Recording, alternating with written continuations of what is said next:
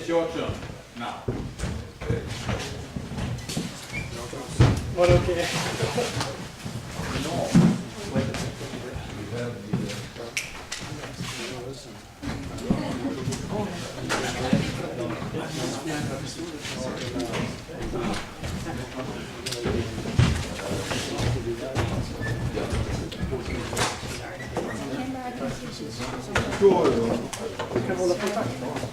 Sorry.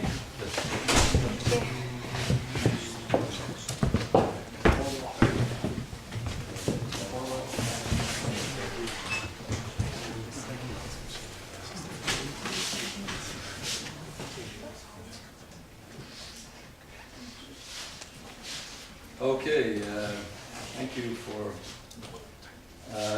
the time here. I'm going to speak on a topic that is a little bit different than the economic and business side of things, which maybe is a little bit ironic because since I come from the US, my grandfather was the president of the Small Business Association, and he was an immigrant from Hungary, but he built a textile firm and used to produce silk, which became quite successful. But that hasn't been my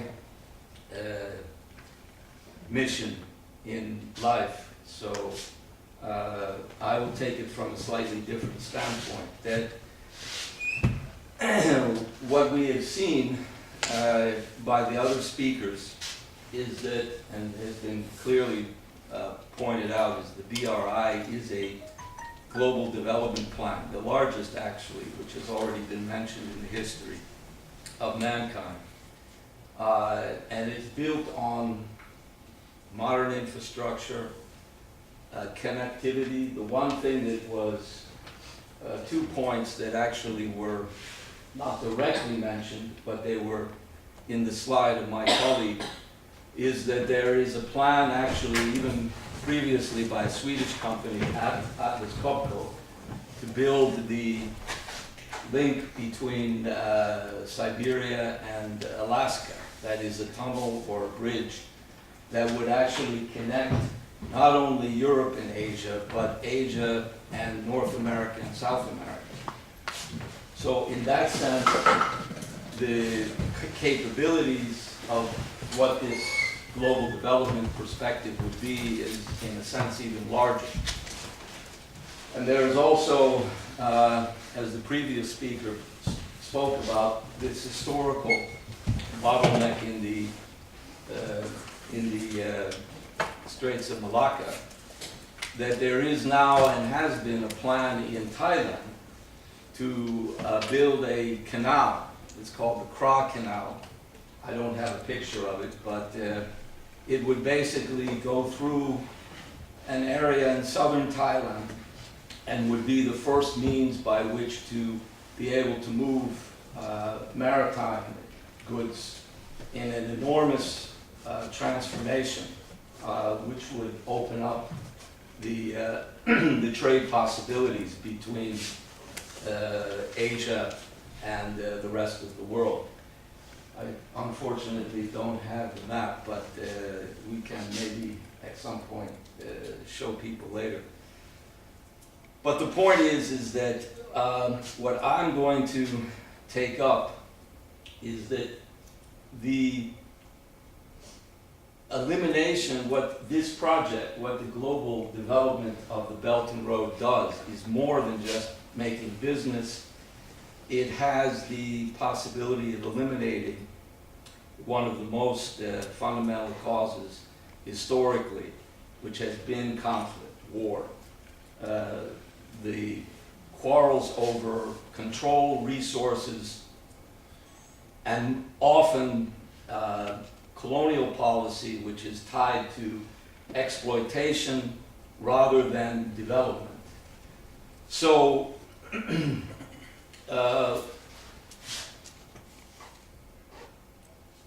this reference I want to highlight because I don't think it's actually really understood in a deeper sense, the philosophical sense, what that means.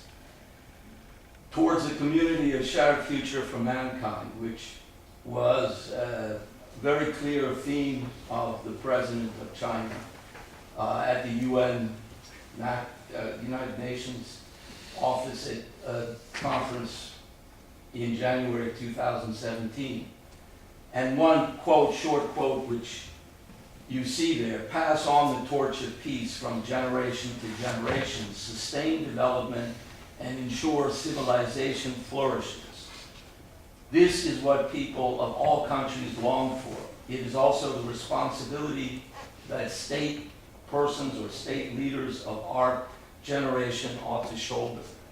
And China stands for building the community of shared future for mankind and achieving inclusive and win-win development. So what I'm going to take up a bit is the philosophical context for understanding where and what this means, that these are underlying themes of what the Belt and Road is. The practical implications of the Belt and Road and developing business relations are very important. But in order to understand the driving implications of it, it's a slightly different focus. So this is Gottfried Wilhelm Leibniz, who, as you see, was perhaps one of the greatest philosophical thinkers in Western civilization, at least in my view.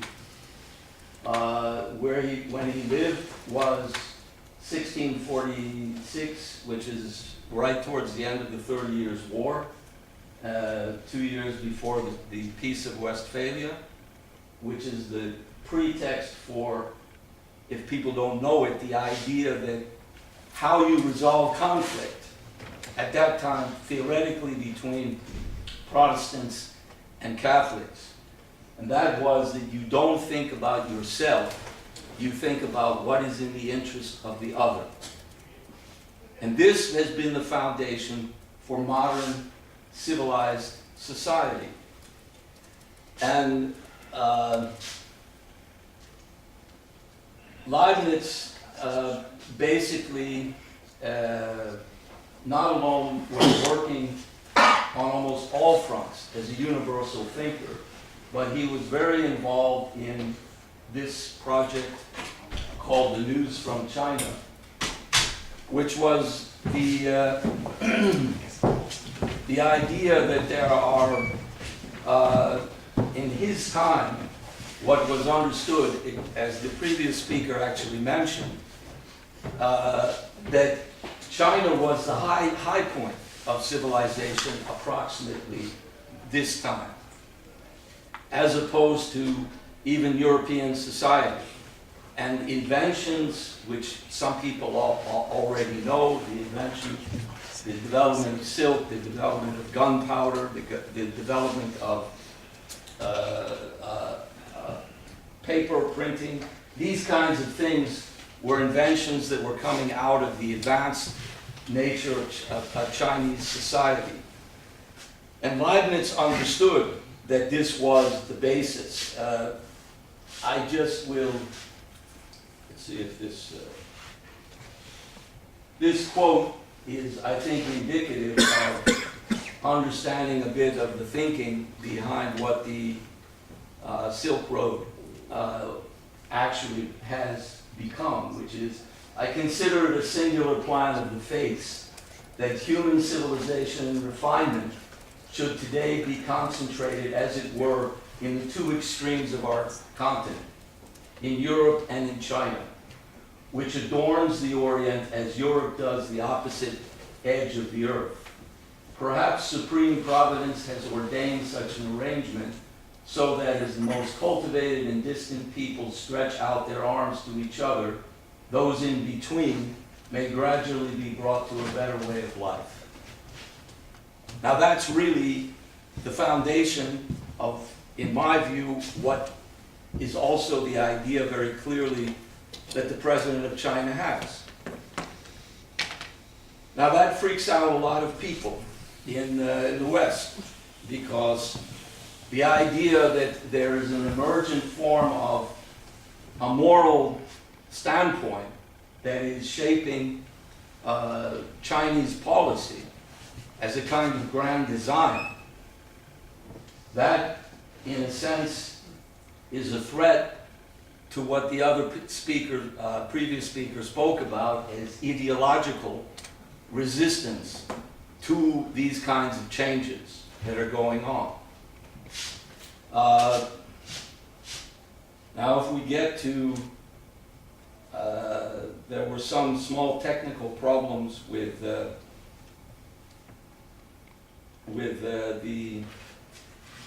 PowerPoint, so I apologize. I had thought to make some short quotes there on which I will read, but on the one side you see the quote that I thought was most beautiful in terms of the thinking you had with Leibniz, that love is to seek happiness in the happiness of others. That kind of idea, you can't hardly even think to find that in Western society today. Western society is often focused on what's good for me. This is the old Adam Smith ideology that you seek pleasure and avoid pain. Not an idea of what's in the interests of the other, not in the idea of what improves the condition of society as a whole. So you have, I have the, hopefully here, just briefly the quote from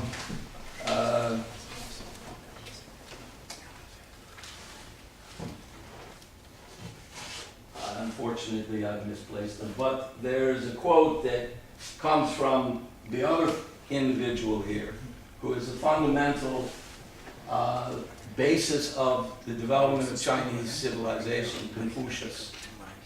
And that philosophical current, whether people acknowledge it or understand it, runs through the thinking that is shaping a lot of Chinese policy, at least from the vantage point of the president. And Confucius said a lot of things, but one quote that I have is that the important thing about an idea is not, it's that when you are on a road, it's not the destination that's so important, it's the journey. The other quote that I had is that he said that a man who knows the truth is less developed than the person who loves the truth. And this is the passion for living a life that is not simply defined by self-interest, but is defined by a higher objective. So this notion of Leibniz that I spoke about, he had based his thinking on the internal power of the creative mind of the human intellect. That is creativity and innovation, as opposed to those thinkers who simply claimed that knowledge comes more or less from information which is received through the senses. There is implicitly a certain type of parallel thinking between this current of Western philosophical thinking, which goes back to the Greek philosophers, Socrates and Plato, and the fact that the Chinese thinker and philosopher Confucius was more or less a contemporary of Plato and Aristotle, Plato and Socrates, pardon. And Leibniz understood that the power of the human mind distinguishes human beings from beasts, from animals. And what Plato called the world of ideas, which was opposed to Aristotelian thinking, who never saw, Aristotle never understood what a Platonic idea was. So the most important point that Leibniz understood was that the very nature of humanity defined a certain moral relationship of human beings to their creator, or to the physical universe, which he also recognized in Confucius thinking. This is what led Leibniz to the idea of uniting and understanding the benefit of the interaction between Chinese and European society, even that far back. This moral quality in the human being, in the nature of the human being, is not arbitrary, and it's not simply a question of ethical standards of behavior, but it's determined by what one might call natural law, or a higher law, to which all humanity is responsible. In that sense, you have a notion of the interests of mankind as being shaped by universal principle, which can be applied from east to west or west to east. It doesn't specifically matter, although there are clear cultural differences in language, as we've heard, in culture, religion, traditions, which should be respected. But this universal principle unites mankind in a unique way, and that can be the basis for the type of collaboration at this level, at this higher level, rather than just purely the business and practical side, which is certainly extremely important and by no means should not be underestimated. But, so, in this sense, I find this is what is being said by President Xi Jinping. This is what he is basically talking about when he says, towards a community of shared future for mankind. Now that is not been, that perspective of a shared future for mankind is not even hardly mentioned in any of the Western press or in Sweden. Sweden does not even report his speeches. He has made consistently historic speeches at the UN, at the FOAC, the Forum for China, Africa, or the Forum for China-Africa Cooperation, which was in September of last year. It was a historic agreement between 50 African nations and China. There wasn't a word of it that it even happened in the Swedish press. I don't know about the Norwegian press. I would Exactly the same. exactly the same. So what we have is we have a press which says it's free, but it's censoring. It is censoring consciously important concepts, philosophical concepts, which must be understood and discussed to really understand the underlying causes and principles of what represents the Belt and Road.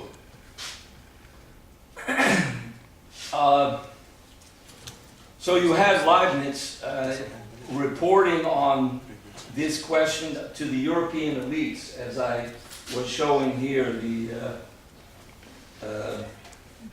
this Novissima Sinica, which was a newspaper reporting on developments in China at the time of Leibniz's.